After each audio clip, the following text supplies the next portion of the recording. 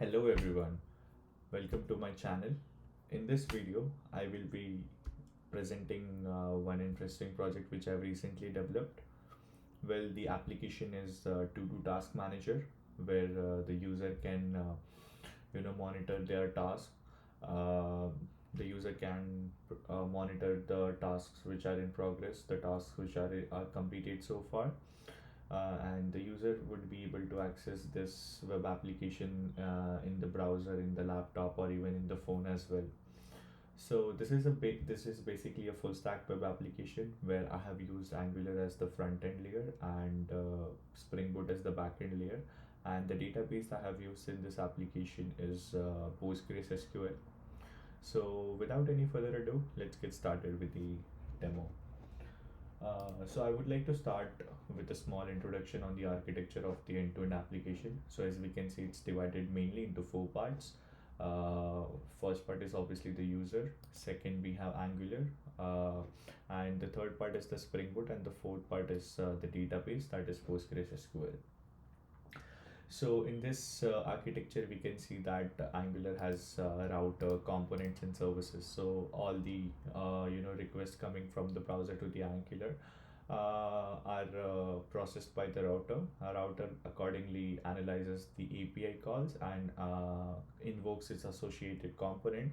And from component level, we enter into service layer, where the service layer is responsible for triggering all the calls to the Spring Boot application, that is the backend, right?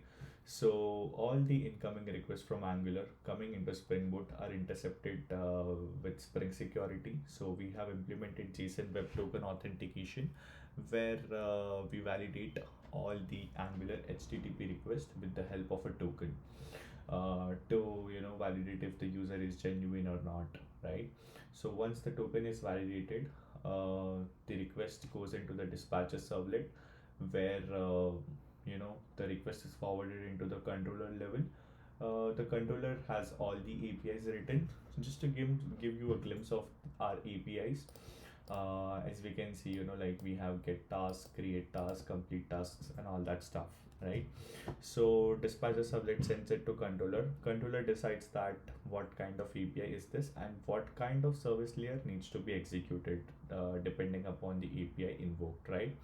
So service layer is the layer where we have written all the business logic layer, and after that, like if I'm creating a task, right? So in the business logic layer, we will try to save the new task using the repository controller, uh, and the repository controller will take all the data and dump it into our DB, that is PostgreSQL. So this is mainly like an end-to-end flow, right? Starting right from user to PostgreSQL and coming back again to user. So, right. So if I create a new task, the user should be able to see the new task on his dashboard, right? So this is like an end-to-end flow, an end-to-end glimpse of our application. Other than that, I will also be discussing the design of my Spring Boot application in Spring Boot Suite, like the way I have created the controller layer, the controller implementation files, the DAO layer, the repository layer, the service layer as well for that matter. So let's get started with the demo first. So this is the home page of our application. So where we get the login page and the create an account page. So in this demo, we will be creating a new user. So let's start with, so I would also like to show you one more interesting thing I have implemented in this application. So for example, I have already have an account associated with the username Mohit Soni, right? So if I enter this username, so as we can see, it tells you immediately that the username is already taken. We cannot proceed ahead with this username, right?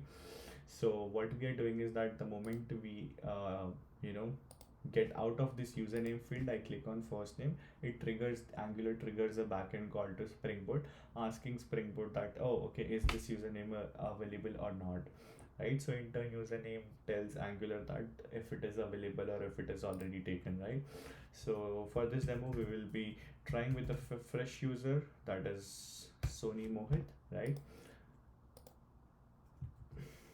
Okay, it seems like this username is also taken. Let's try adding a special character, and then yeah, so this username is available. We can proceed ahead with this. Yeah, so the moment I register, it redirects me to the home page. So this is the home page of our basically this is also the dashboard of a user, so where we have a filter, where we can filter with different statuses, that is in progress or complete. So since there is no task available at the moment, let's try to add a few tasks, and let's see how it works, right? So this is the create new task form. So I have a few tasks handy with me, so I will just use this data to create new tasks. So this is a blog post. I create a new task, so I get redirected to my dashboard, and this is how we are able to view our task. So right now we can see that the status is it's in progress, right? So let's try to add a couple more tasks. So I go over here, create new task, user guide, review and update the user. Let's try one last, market research. All right, yeah, so this are all the tasks listed in this manner. So over here in the actions column, as we can see, we have an edit icon and we have a delete icon. So if I click on the edit icon, right, so we see that the task description field is now editable, and the status is also editable now, right? So I can edit the task description. I can edit each tasks on an individual level. For example, if you see, only the first task is editable, the second, third are still in their original format, right? So we are monitoring each task individually, right? So another interesting thing about this is that so we have a long task description. So let's say I want to edit this, right? So I want to edit it like write an essay of 500 words, right? Earlier it was 1000 words and we had a lot of characters, but right now I just want this task description. Now I would just like to show you an interesting thing. Let's say if I log out, let's see if this progress of this edited task description is saved or not, right? I click on log out, I try to log in again. Yep, so as we can see, the task is still there, although it is shuffled, but we still have the edited format, we still have the draft format. So how are we achieving this? And now let's say I click on the cross icon, so you see the original content is retrieved again, right? So how are we achieving this? So to achieve this capability, what I have done is that I have introduced a draft task table, right? Where if any task is edited and is in the draft state, let's try to write that description again. 500 words, right? So if I add this particular description, if I change the original task description, what is happening in the backend is that Angular is triggering a call to Spring Boot saying that this task is edited and this is the new task description, and Angular is also mentioning that this task is not saved, it is just in draft status, right? So what Spring Boot basically does is that in the backend, as we can see, this is the original task table where all our tasks are stored originally, and we can see that the isActive variable is false for this particular task. And if we try to check the draft table, we can see that we have a new entry for that, right, in SEO 500 word. So this is, and we also have the associated task ID, the original task ID for this particular draft task. So with the help of this, right, we are always able to store both the original content as well as the draft content of one single task. Yes, so and that is how, like, if I click on cross, right, so the draft is destroyed, you see the draft is gone, and in the original table the false task is in now active status.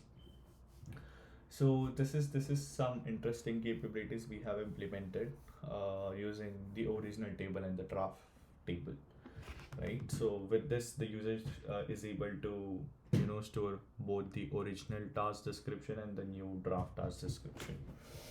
And with this, we can also mark the status as completed, click on save. So since this is completed, it has gone, but we can still see the completed tasks by using the complete filter. So as we can see, our task is stored over here, right? So in progress, we can even try to delete. So as we delete, it's gone, and even from the database level, we will have only two tasks, one which is completed and one which is in progress, right? So yes, so like this is pretty much about the demo for the application. So the good end-to-end things about that is that we are using Angular to maintain all the tasks in real time. The status is if it is in progress, or if the save icon is clicked, or if the cross icon is clicked, or if the delete icon is clicked, for that matter, right? So this is the demo of the full stack web application. I will be little bit explaining about the layover in Spring Boot, the way I have implemented the application. So this is the repository of the ToDo task manager. So as we can see, we have the REST controller, right? So where we have written all the REST APIs, and respectively we have all the controller implementations as well.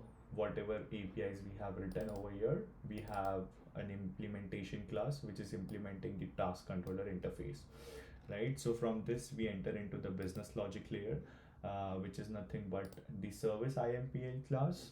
So where we have all the business logic written, for example, get task, get draft task, create task, complete task, update, delete, and even the register task, and uses add draft, save draft, and cancel update draft. So over here, for each of the methods, we are trying a try and catch mechanism to handle error exceptions as well. We are handling all kinds of error, and we are also sending the appropriate REST responses, such as 200 okay, or internal server error, or bad request error. So it's a complete full-fledged application. We can add a lot of new implementations in this, such as adding images in the task, like, or a complete history, like a task could have multiple stages, like stage 1 is completed, stage 2 is completed. So this new implementations could also be added for future reference. But so far this is what it is. Other than that, REST controller, we have also the DTO layer. So what the DTO layer is basically doing, that is, we have user model, we have user Pojo classes, but that is not what we are sending to Angular back again, right? So over here, if I have task, I have all the attributes, so I don't need to send all the attributes to Angular. I need to abstract few variables which are not supposed to be sent to Angular, right? So I'm achieving that with the help of DTO classes. So this is an additional filtration layer which abstracts few of the fields from the original Pojo classes and then sends it to the Angular. So Angular is basically using this DTO classes to render all the values on the UI. And then we have also the repository layer. So since we have three major tables in our project, that is draft task table, task repository, and user repository, right? So these are the three different repositories we are using, which is connecting to our Postgres database, and where we are using the JPA implementation for most of the queries. Like if I want to get tasks, for example, this find task by user ID or find task by ID, we are using the pre-derived JPA query to fetch the results, and then again give it back to the service layer giving it back to the dispatcher servlet and back to the Angular. So yeah, that's pretty much it from my end with respect to the technical explanation of the Spring Boot package and the demo as well. So yeah, thank you for watching this video till the end. If you have any queries, please feel free to comment in this video, and also I will be also posting the GitHub link for this project in the video description. Thank you.